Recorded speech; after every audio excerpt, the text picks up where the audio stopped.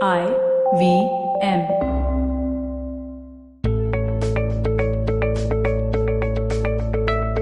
Hey guys, welcome to the Positively Unlimited podcast. And today I'm talking about a very interesting topic that I received on my Instagram. It's called social anxiety. I know that there are many of you out there who battle this paralyzing fear of being out in public, being part of groups, being able to make friends easily, being able to function in social settings easily. And while for some of you this is a hurdle that you can overcome, I know that for some of you it's a very intense experience. So today I'm talking about social anxiety as a hurdle. It may be a very large hurdle for you, but from a space where thinking about it from a different angle, creating certain mental tools can help you get past that fear that traps you or that sense of feeling low and not good enough, blocks you from being your real self in social settings. So I want you to think about a time, and I know that it could possibly be something that happened yesterday or day before or this week, where you were sitting with some people that you knew very well or you didn't know very well, or some who were close friends, and you were feeling very uncomfortable and uneasy. I want you to put down in one sentence, what was this uneasiness about? What was the thought in your mind? I want you to then write down, what would you rather feel in such settings? So for example, if the thought was, it's best for me to shut up because if I talk, they will all ridicule me. 1. What would I rather feel in such settings? I'd rather feel that I can speak my mind confidently, irrespective of what other people think or whether they agree or not. So what I've done in these two questions is, 1, I have asked myself what I was feeling in a single sentence, so not allowing myself to get pulled into that dark emotional energy that comes up. And at the same time, I've given myself a goal or something to look forward to. I've given myself the other side of the coin.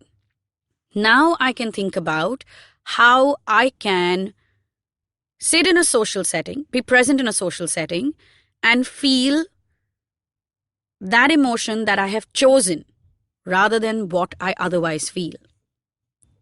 So the how may take us a little longer, but first you have to come into awareness. When you come into awareness, then we can start breaking things down. Now let me take this example of being in this social setting where you didn't speak your mind because you were worried about being ridiculed. Well, I usually ask my clients this. How many people were there on that table whose opinions really mattered to you? And when I say really mattered, it means whose opinions meant that you would really have to make some changes.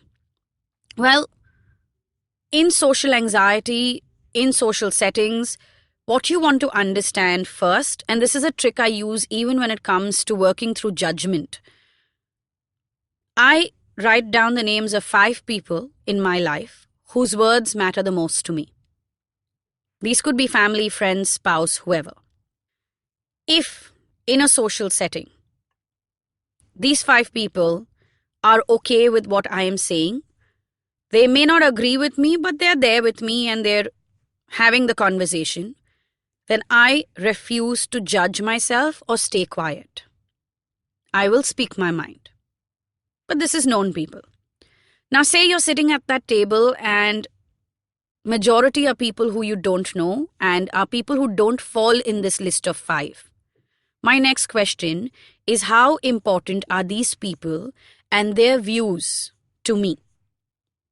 A lot of times you'll realize that they aren't really important and their views don't really matter because it's a social setting, it's a conversation. It doesn't have to affect my belief or my opinion on a particular subject.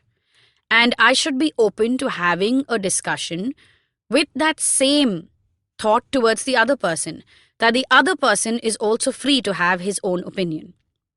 So I've realized that building a habit, a mindset of agreeing to disagree makes it easy for me to put a boundary and not take on judgment or not feel ridiculed. So that's another way to deal with feeling anxious in those settings and learning to speak your mind. Now, if you listen to episode 4, I talk about dropping the judgment, and there are tools there that can help you work through that noise of judgment in our head. Also, episode 11 is K for know when to speak your mind and when to hold your peace. That's another episode to listen to if you want to work on your communication space.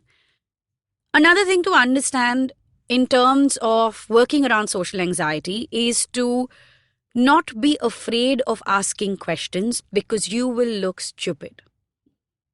That's one of the reasons why a lot of us sit quietly. And when it comes to judgment and this fear that, oh, what are they thinking about me? Well, I've realized something, that those people at that table have too many things on their mind and too many things going on in their life to be thinking anything about you. So bring yourself off the pedestal that everyone is thinking about you. Nobody is thinking about you. Frankly speaking, in a social setting, very few people really care. And if it's a general conversation about the world, even if it is politics, you don't have to convince anybody of your viewpoint. Nobody at the table needs to agree with you. They all just have to listen to you, and you have to listen to them. It is absolutely fine for everyone to have completely different viewpoints and to be in a space where you are all agreeing to disagree. So social anxiety in terms of communication, well, I usually deal with it in this manner. 5 people who really matter to me and whose words really matter to me. Everyone else, well, I may or may not take your words into consideration. And that's not me coming from a space of ego at all. In order to balance the ego and counter the ego, like I said, I ask questions. I'm okay to be told that I'm wrong. It's okay if there are things that I don't know, because I don't need to know everything. I don't need to be the most intelligent person in the room. I don't need to be the most well-read person in the room. I don't need to be the most well-traveled person in the room.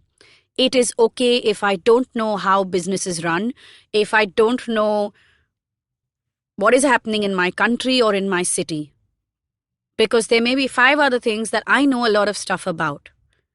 But what is not okay is that I'm not willing to learn about these things. And if you label yourself as feeling stupid because you don't know these things, then you're blocking your path to learn. So instead of blocking your own path, why not keep it open and be willing to ask questions? A nice trick I use to not feel silly is I usually prefix what I think is a silly question with the words, I know this is a silly question, but can you tell me how this works, or can you tell me what this is, or can you explain a little further? So before anyone can judge me, I have already placed myself in a space of learning and told the other person that, look, you know more than me. And this small trick flips the energy and allows them to have an open conversation with me. When it comes to politics and the economy, I know this is a silly question is my most favorite way of starting any question. That's how I have those conversations. And it just allows me to stay calm. So maybe you want to try that. I also want to tell you this. When you want to overcome social anxiety, and maybe the next episode that I do will be on this topic, so make sure you tune in next Monday too, is to understand what is the persona you want to project, what do you want people to think of you, rather than getting stuck in what they do think of you. So on that note, I'm going to sign off from this episode. I hope that the tools that I have shared help you. The only way for it to really make a difference is if you start implementing it regularly, every single day. All you need to make a change is presence of mind. As for the previous episodes that I mentioned, they're available on the IVM app as well as the IVM website. So make sure you go back to them, tune in and listen. I'll also say this. I ask a lot of questions in every episode. I have lots of writing exercises, so make sure you have a pen and paper or your notepad app is pulled up on your phone. Until next Monday, I hope you can breathe and lower the noise of judgment in social settings.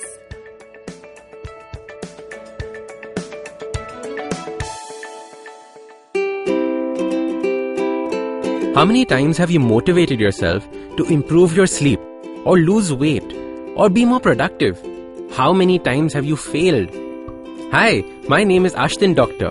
Tune into my show, The Habit Coach Podcast, where we focus on creating small, tiny habits to improve your life instead of those big, impossible tasks. So make listening to me a habit every Monday, Wednesday and Friday on the IVM Podcast app or ivmpodcast.com or on your favorite podcasting app. Are you constantly seeking happiness? Wondering how to make the most of every day? How not to let your inhibitions stop you from achieving your goals? It's now time to get your A game on. It's time to unlock your true potential. Tune in to the Empowering series with me, Zarina Poonawalla, to feel empowered in all genres of life. From behavioral skills to management skills. From health to relationships. From mental well-being to emotional well-being. And of course, your finances. I've got you covered. With these tips and tricks from me, Zarina, and true life stories from my amazing guests, you're bound to bring your purest to the table. Tune in to the Empowering series with Zarina Poonawalla every Thursday on the IVM Podcast app, website, or wherever you listen to podcasts.